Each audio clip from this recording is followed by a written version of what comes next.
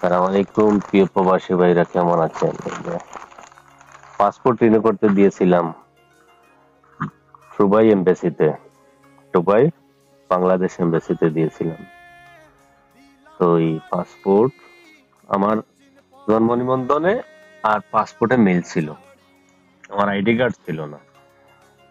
তো জন্ম নিবন্ধন দিয়ে পাসপোর্ট বানালাম। এখানে এই দেখুন, জন্ম নিবন্ধন দিয়ে পাসপোর্ট দুবাইতে। ই পাসপোর্ট 10 বছরের জন্য এই পাসপোর্ট। এই দেখেন, 10 বছরের জন্য এই পাসপোর্ট।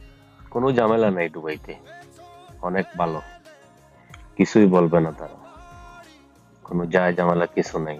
অনেক সুন্দরভাবে কাজ করে ওরা। এখন যারা আছে পাসপোর্ট অফিসে আমাদের বাংলাদেশের, অনেক ভালো, তারা অনেক সুন্দর কাজ করে। আমি দিয়েছিলাম এই আগস্ট মাসের 8 তারিখে। আজকে হইলো 29 তারিখ আগস্ট মাসের। আজকে এনে দিয়ে গেছে আমাকে, আমার রুমে নিয়ে এসে দিয়ে গেছে। এই যে পোস্ট, রুমে নিয়ে এসে দিয়ে গেছে। তো হাতে পেলাম।